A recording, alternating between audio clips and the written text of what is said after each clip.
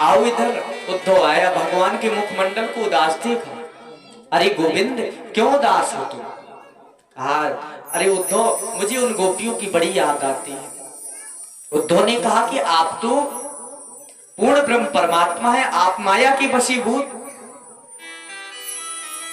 अरे वो अज्ञानी है गोपियां। भगवान ने कहा उद्धव, वो गोपियां अज्ञानी नहीं, वो परम ज्ञानी संत हैं। गोपियां कोई अज्ञानी नहीं है। अरे बोले वो आप माया के प्रभाव में है। मैं अगर उसे ब्रह्म का उपदेश दे दूं ना तो शायद वो गोपियां समझ जाएंगी। भगवान ने कहा अगर तेरी ज्यादा इच्छा है तो अच्छा तू चल जाके देख ले, अगर तेरी बात वो गोपियां मान जाए। तो कहा उद्धव ने मोहन से, मैं भी जाऊंगा वृंदावन, देखूंगा आज कैसा है अनुराग का कठिन वन। उद्धव जी ने कहा मैं भी वृंदावन जाऊंगा, देखूंगा उस प्रेम की वन को, कैसा प्रेम है। भगवान ने कहा अगर उद्धव तू जा रहा है तो एक काम कर, ये मेरे वस्त्रों को, पीतांबर को धारण कर लिया।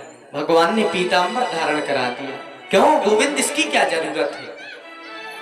भगवान ने कहा शायद अगर इसको देखकर शायद तुझसे वो गोपियां बात कर लेंगी, वरना गोपियां वो किसी से बात भी नहीं करती।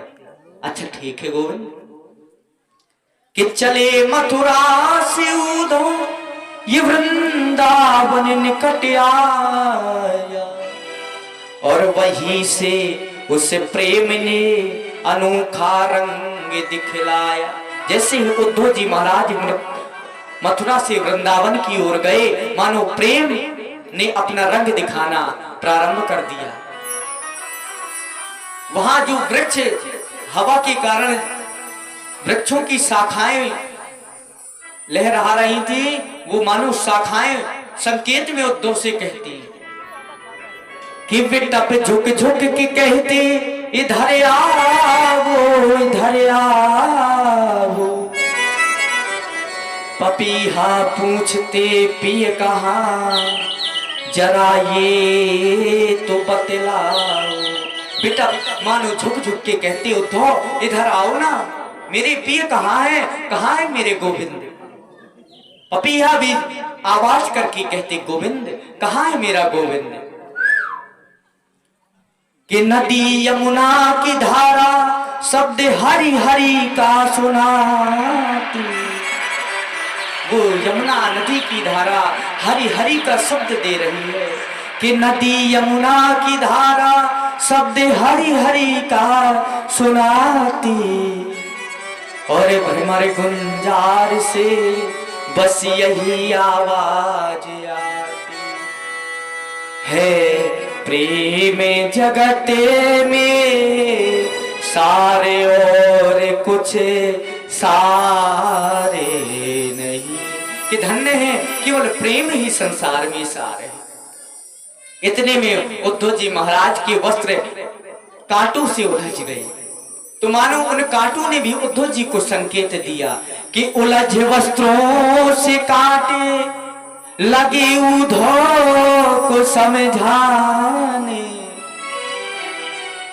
कि तेरा ज्ञान पर्दा फाड़ देंगे ये ब्रज के प्रेम दीवाने। अरे उद्धव, जिस ज्ञान का पर्दा लेके आया है ना, आज प्रेम की वशीभूत होकर तेरा ज्ञान समाप्त हो जाएगा। उद्धव जी जैसे ही ब्रजमंडल में पहुंचे, किसी से पूछा अरे भाई नंद बाबा का घर कहाँ है, जरा बताओगे? तो एक ग्वाल ने कहा कि ये जो यमुना के किनारे से जल की धारा जा रही है यही नंद बाबा के, जहां ये धारा समाप्त हो जाए समझ लेना नंद बाबा का घर है। उद्धव जी ने कहा क्या विशेषता है इस जलधारा की? बोले जिस दिन से गोविंद गया है उस दिन से माँ यशोदा और नंद बाबा के नेत्रों के आंसू इस जलधारा में बदल गए। उद्धव जी के हृदय विदीर्ण हो गया। उद्धव जी जैसे ही पहुंचते हैं और पहुंच करके उन्होंने नंद बाबा को आवाज लगाई। नंद बाबा ने कहा कौन? बाबा मैं उद्धव हूँ, कृष्ण का संदेश लेकर के आया हूँ। नंद बाबा ने कहा कन्हैया इतना बदल गया कि आज वो बाबा से मिलने के लिए खुद नहीं आ सकता, वो संदेश भेज रहा है। माँ यशोदा ने कहा, रे मेरा कृष्ण आया है क्या? बोले नहीं मैया, कृष्ण नहीं आया, कृष्ण का संदेश लेकर के कृष्ण का दास आया है। नंद बाबा ने कहा, यशोदा जरा ये कृष्ण का सखा है, इसको भोजन कराओ ना। यशोदा ने कहा, चल के देखते हैं, शायद रसोई में कुछ पड़ा हो। मानो सुखदेव बाबा कहते, राजा परीक्षित जिस दिन से भगवान गोविंद छोड़ करके गए माँ यशोदा नंद को, उस दिन से यशोदा के घर में चूल्हा तक नहीं जलाया। इतना प्रेम करते। प्रातः काल हुआ और जैसे ही प्रातः काल हुआ, उद्धव जी ने सोचा कि चलो अब उन ब्रज गोपियों से जरा मिलते हैं। आखिर ब्रज गोपियों को समझाने आया हूं।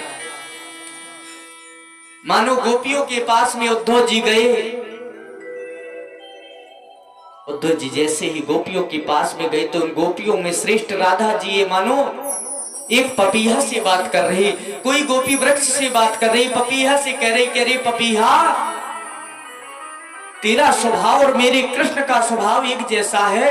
जैसे तू एक पुष्प में बैठकर दूसरे पुष्प का पराग लेने चला जाता है, ऐसे ही वो कृष्ण है, हमारा पराग लेके तो चला गया और वहां अब मथुरा वालों का पराग खींच रहा है। मानो वो गोपियां कह रहे हैं, वो राधा जी स्वयं कह रहे हैं कि कृष्ण अगर